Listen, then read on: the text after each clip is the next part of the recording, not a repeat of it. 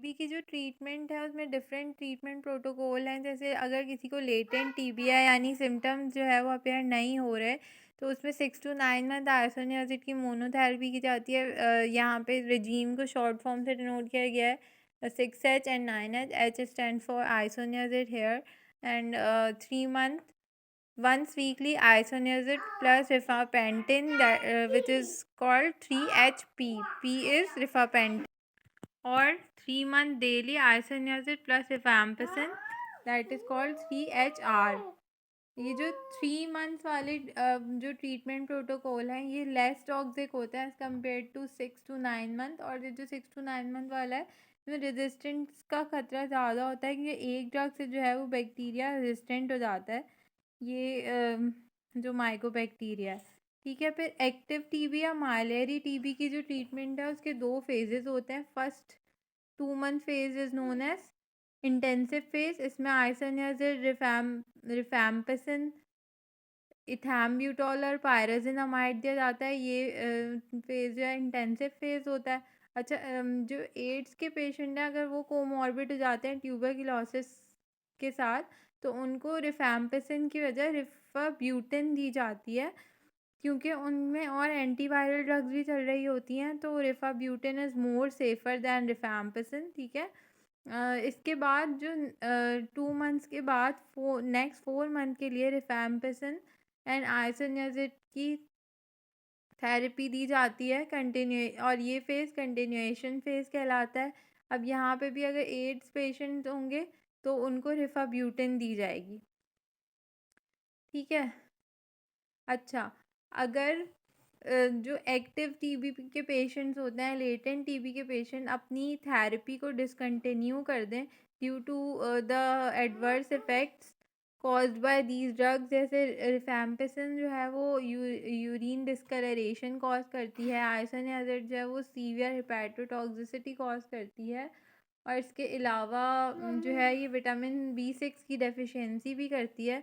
तो इसकी वजह से जो पेशेंट्स होते हैं वो थेरेपी को एडहेयर नहीं कर पाते हैं, और क्या होता है नॉन कंप्लायंस की वजह से वो बीच में थेरेपी छोड़ देते हैं, जिसकी वजह से क्या होता है उस वक्त तो उनको बज़ाहिर लगता है कि उनके सिम्टम्स ठीक हो गए हैं, लेकिन जो बैक्टीरियल ग्रोथ है वो कुछ सप्रेस हो जाती है, लेकिन तमाम 100% बैक्टीरिया किल नहीं हुए होते। तो उसके बाद क्या होता है आफ्टर सम टाइम रिलैप्स होता है टीबी का, और इस दफ़ा ये जो टीबी होता है ये फिर होता है MDR TB, that is multi drug resistant TB.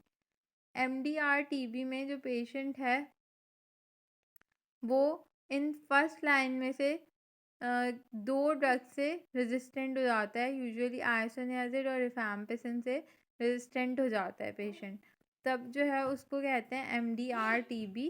अब MDR टीबी की जो ट्रीटमेंट है वो लॉन्गर होती है, 9 मंथ से 2 years तक चलती है, और इसमें जो है एक अमाइनोग्लाइकोसाइड यूजुअली स्ट्रेप्टोमाइसिन, कैनामाइसिन और अमिकासिन ऐड की जाती है। फ्लोरोक्विनोलोन जैसे लिवोफ्लॉक्सासिन है या गैटिफ्लॉक्सासिन ऐड की जाती है, और एक second line anti tuberculosis drug जिसकी एग्जांपल है साइक्लोसिरिन, इथेनोमाइड और पैरा अमाइनो सैलिसाइलिक एसिड, ये ऐड किए जाते हैं। कल्चर टेस्ट किया जाता है, सक्सेप्टेबिलिटी चेक की जाती है, ड्रग की रेजिस्टेंट चेक किया जाता है, और फिर जो रेजिस्टेंट होती हैं उनको नहीं दिया जाता, जो सक्सेप्टेबल ड्रग्स होती हैं उनको फिर उनको पेशेंट को दिया जाता है। ये सारी ड्रग्स जो है रेजीम में ऐड की जाती हैं। फिर एक चीज़ होती है dot, directly observe treatment. TB के जो पेशेंट्स होते हैं वो ज़्यादातर जो है थेरेपी पे अडहेयर नहीं रह पाते, नॉन कंप्लायंस होते हैं, जैसे कि मैंने बताया एडवर्स इफेक्ट्स की वजह से। तो इनको जो है एक ख़ास डिफरेंट हेल्थ केयर में एक सेटअप होता है टीबी पेशेंट्स के लिए, जहाँ पे उनको ख़ास उनकी जो है प्रोटीन डाइट दी जाती है, और टाइम पे मेडिकेशन जो है उनको प्रोवाइड की जाती हैं ताकि उनकी मेडिकेशन मिस ना हो, और फिर जो टीबी है वो ड्रग रेजिस्टेंट ना हो जाए। ठीक है, तो ये जो है कहलाता है डायरेक्टली ऑब्जर्व ट्रीटमेंट, जहाँ पेशेंट को फुल पीरियड टाइम पीरियड के लिए वहाँ पे ही हेल्थ केयर सेटअप में रख के और उसका ट्रीटमेंट किया जाता है। अच्छा, अब आइसोनियाज़िड जो है वो क्या है? सिंथेटिक एनालॉग है पायरोडॉक्सिन का, और ये बहुत पोटेंट एंटी ट्यूबरक्युलर ड्रग है। ये जो है एक प्रो ड्रग है जो कि एक्टिवेट होती है बाय माइकोबैक्टीरियल कैटालेज पेरोक्सिडेज, और ये क्या करता है? ये इनहिबिट करता है isoniazid enoyl acyl carrier protein reductase enzyme को, और beta keto acyl ACP acyl carrier protein synthase enzyme को by binding covalently to them and thus inhibiting the synthesis of mycolic acid which is required for the synthesis of cell wall in Mycobacterium tuberculosis. ठीक है, और ये enzymes जो हैं वो mycolic acid की production में रिक्वायर्ड होते हैं। ठीक है, तो इस तरीके से ये जो है सेल वॉल की सिंथेसिस को इनहिबिट कर रहा होता है माइकोबैक्टीरियम ट्यूबरक्यूलोसिस में। अच्छा, ये जो आइसोनियाज़िड है बैक्टीरियोस्टैटिक है उन बैसिलस के लिए जो कि स्टेशनरी फेज में होते हैं, यानी ग्रो नहीं कर रहे होते, बट बैक्टीरियसिडल है for rapidly dividing organisms. Resistance किस तरह से कॉज हो सकता है? अगर ओवर एक्सप्रेशन होगी इन एंजाइम्स की तो क्या होगा? ये इनहिबिट तो करेगा, लेकिन क्योंकि उस बैक्टीरियल सेल में ही ओवर एक्सप्रेशन हो रही है एंजाइम्स की, तो क्या होगा कि माइकोलिक एसिड की सिंथेसिस होती रहेगी और बैक्टीरियल सेल वॉल बनेगी, जिसकी वजह से ये ड्रग अपना मैकेनिज़्म प्रॉपर्ली नहीं कर पाएगी। इस ड्रग को एम्प्टी स्टमक, क्योंकि यूजुअली जो है कार्बोहाइड्रेट्स के साथ और एल्युमिनियम कंटेनिंग एंटासिड्स के साथ एब्जॉर्प्शन जो है वो इसकी इम्पेयर्ड होती है, और ये जो ड्रग है वो डिफ्यूज़ होती है into all body fluids cells और केशियस मटेरियल क्या है? जो ग्रैन्युलोमा फॉर्म हो रहा है। इसके अलावा इसके लेवल जो है वो सीएसएफ में भी होते हैं, बिल्कुल same as compare to the serum, so it can be given to the patients who have meningeal tuberculosis. ये जो ड्रग है ये इसकी एन एसिटाइलेशन होती है और हाइड्रोलिसिस होता है, resulting in inactive products. Excretion जो है वो रीनल रूट के थ्रू होती है इसकी, क्योंकि ये पायरिडॉक्सिन की एनालॉग है।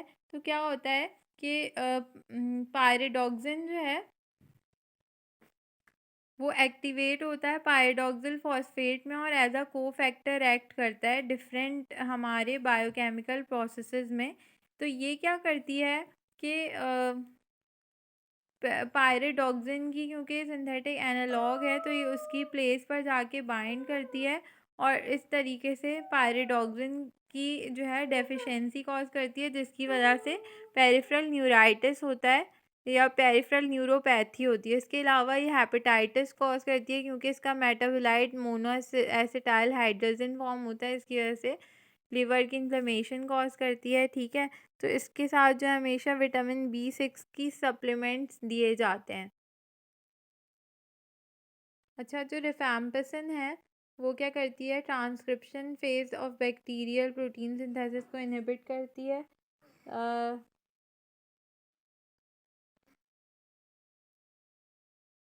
मतलब ये RNA की सिंथेसिस को इनहिबिट करती है by suppressing initiation step of transcription.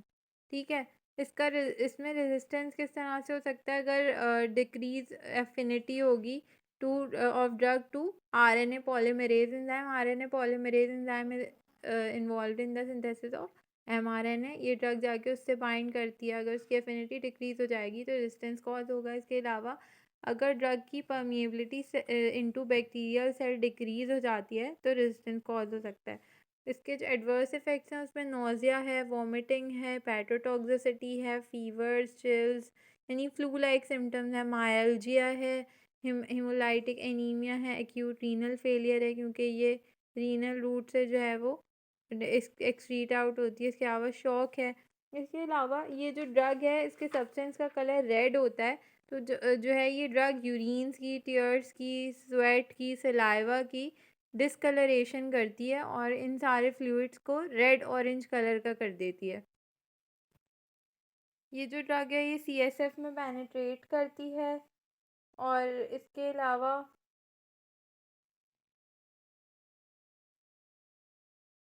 Usually ये जो है हेपेटिक टॉक्सिसिटी कॉज नहीं कर सकती, लेकिन अगर कॉन्कमिटेंटली दी जाती है ऐसी ड्रग से साथ जो बहुत ज़्यादा लिवर से मेटाबोलाइज होती हैं तो फिर ये लिवर डिसफंक्शन कॉज कर सकती है। तो इस वजह से रिफाब्यूटिन जो है वो टीबी कोमॉर्बिड विद एड्स जो पेशेंट होते हैं उनमें यूज़ होती है, क्योंकि इसकी ये वाला जो हेपेटोटॉक्सिसिटी पोटेंशियल है ये थोड़ा कम होता है। एड्स के पेशेंट में ऑलरेडी एंटीवायरल्स आ रही होती हैं जो कि हेपेटिक मेटाबॉलिज्म के अंडरगो होती हैं। इसके अलावा एक और रिफापेंटीन है। रिफापेंटीन का भी सेम मैकेनिज्म ऑफ एक्शन है, लेकिन इसकी जो हाफ लाइफ है बहुत लॉन्गर होती है एज़ कम्पेयर टू रिफैम्पिसिन। तो वीकली डोजिंग जो है ये परमिट करती है इसकी हाफ लाइफ की वजह से। देन इज पायराजिनामाइड और PZA। ये जो PZA है पायराजिनामाइड है, ये फर्स्ट हाइड्रोलाइज होती है टू पायराजिनोइक एसिड और फिर ये जो पायराजिनोइक एसिड है ये इसकी एक्टिव फॉर्म है। अगर ये इस एक्टिव फॉर्म में नहीं आएगी तो ये अपना मैकेनिज्म प्रोड्यूस नहीं करेगी। इसका मैकेनिज्म अनक्लियर है, सही है। ये कॉम्बिनेशन में यूज़ की जाती है, ओरली इफेक्टिव है, सिंथेटिक है। अच्छा, बैक्टीरिसिडिल है टू एक्टिवली डिवाइडिंग ऑर्गेनिजम्स। अच्छा, कुछ जो बैक्टीरिया हैं उनमें पायराजिनामाइडेज प्रेजेंट नहीं होता इस एंजाइम की लैकिंग की वजह से। ये जो बैक्टीरियल स्ट्रेन्स हैं ये रेजिस्टेंस कॉज करते हैं टू दिस ड्रग। ये CSF में पेनिट्रेट करती है, ठीक है। इसका जो एडवर्स इफ़ेक्ट्स हैं वो यूरेट रिटेंशन और गाउटी अटैक्स हैं। यूरेट की रिटेंशन करती है और गाउटी अटैक्स प्रोड्यूस करती है, ठीक है। 1 to 5% पेशेंट जो कि कॉम्बिनेशन में ले रहे होते हैं और अदर ड्रग के साथ पायराजिनामाइड, इनको हेपेटिक डिसफंक्शन का प्रॉब्लम हो सकता है। देन एथैम्ब्यूटोल है। एथैम्ब्यूटोल एक और जो है वो first line anti tuberculosis drug है। ये बैक्टीरियोस्टैटिक है, ठीक है। ये अरेबिनोसाइल ट्रांसफरेज को इनहिबिट करती है। ये वो एंजाइम है जो कि माइकोबैक्टीरियल अरेबिनोग्लैक्टन सेल वॉल की सिंथेसिस में इन्वॉल्व होता है, ठीक है। ओरली एब्जॉर्ब्ड होती है, CSF में पेनिट्रेट होती है। इसका मोस्ट इम्पॉर्टेंट एडवर्स इफेक्ट जो है वो ऑप्टिक न्यूराइटिस है और गाउटी अटैक्स कॉज करती है। Then alternate second line drugs में हमारे पास स्ट्रेप्टोमाइसिन है। अब ये जो स्ट्रेप्टोमाइसिन है ये एक अमाइनो ग्लाइकोसाइड है और एक्स्ट्रा सेलुलर ऑर्गेनिज्म के अगेंस्ट डायरेक्टेड है, यानी जो सेल के बाहर के ऑर्गेनिजम्स होते हैं, ठीक है। अगर स्ट्रेप्टोमाइसिन रेजिस्टेंट ऑर्गेनिज्म है तो उनको कैनामाइसिन या एमिकैसिन दी जा सकती है, जिनसे भी ये बेसिलाई सेंसिटिव हो। कैप्रियोमाइसिन एक और प्रोटीन सिंथेसिस इनहिबिटर है, पेरेंट्रीली दी जाती है। ये भी MDR ट्यूबरकुलोसिस में यूज़ होती है। इसकी नेफ्रोटॉक्सिसिटी कॉज करती है और ऑटोटॉक्सिसिटी कॉज करती है, तो इसमें जो है पेशेंट की मॉनिटरिंग ज़रूरी है, ड्रग मॉनिटरिंग। साइक्लोसेरीन जो है वो एक और एंटी ट्यूबरकुलोसिस ड्रग है। ओरली इफेक्टिव है, बैक्टीरियोस्टैटिक एजेंट है और बैक्टीरियल सेल वॉल सिंथेसिस जो है उसके स्टेप्स को एंटागोनाइज करती है। तमाम बॉडी फ्लूइड्स में ये डिस्ट्रीब्यूट होती है। CSF में भी जो है इसकी डिस्ट्रीब्यूशन है। एडवर्स इफेक्ट्स इसके CNS डिस्टर्बेंस है, एपिलेप्टिक सीजर्स हैं। एपिलेप्टिक सीजर जो है वो एक्सैसरबेट हो सकते हैं, बढ़ सकते हैं। इसके अलावा पेरिफेरल न्यूरोपैथीज एक प्रॉब्लम है इसकी, जो कि पायरोडॉक्सिन की सप्लीमेंटेशन के साथ जो है वो सही हो जाती हैं। इथियोनामाइड is another second line alternate drug. ये आइसोनियाजिड की स्ट्रक्चरल एनालॉग है। इथियोनामाइड एक आइसोनियाजिड की, बट इसका मैकेनिज्म ऑफ एक्शन सेम नहीं है, ठीक है। effective after oral administration, widely distributed throughout the body including CSF. इसका मेटाबॉलिज्म एक्सटेंसिव होता है। यूरिन जो है वो मेन रूट ऑफ एक्सक्रीशन है। एडवर्स इफ़ेक्ट्स इसमें जो है इसके होते हैं gastric irritation, hepatotoxicity, peripheral neuropathy cause करती है, और जो कि विटामिन B6 की या पायरोक्सिन की सप्लीमेंटेशन के थ्रू रिड्यूस की जा सकती है।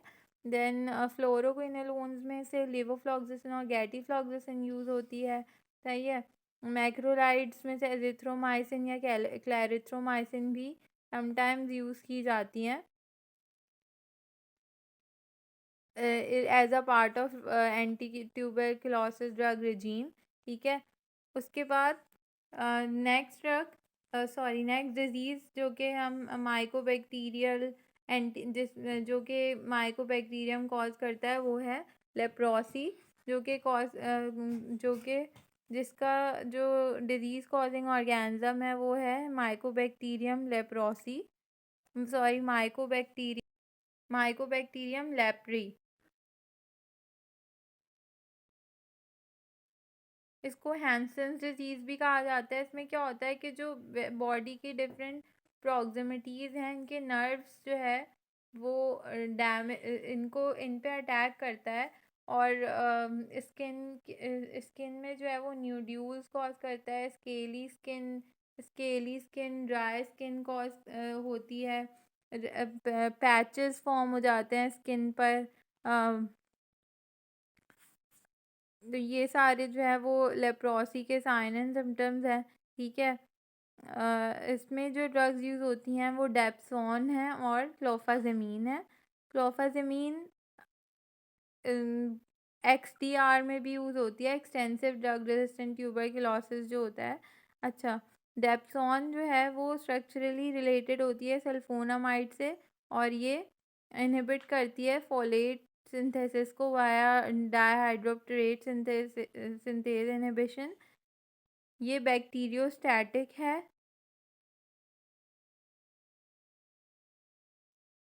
गैस्ट्रोइंटेस्टिनल ट्रैक्ट से वेल एब्जॉर्ब होती है ड्रग, और through out the body distribute होती है।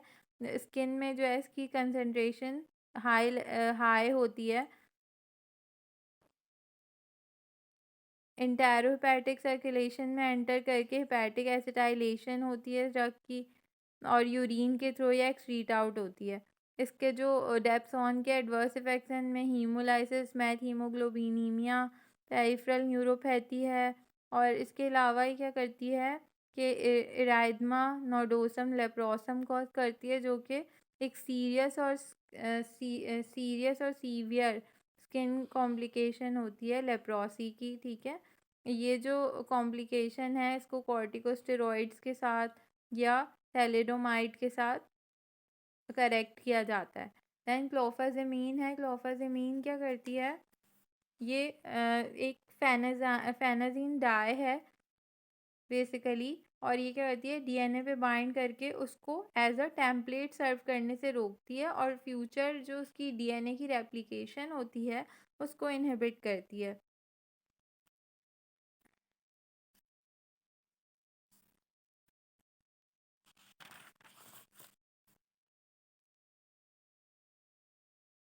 इसके जो रिडॉक्स प्रॉपर्टीज़ हैं वो साइटोटॉक्सिक ऑक्सीजन रेडिकल्स फॉर्म करती है, जो कि बैक्टीरिया के लिए टॉक्सिक होते हैं। ठीक है।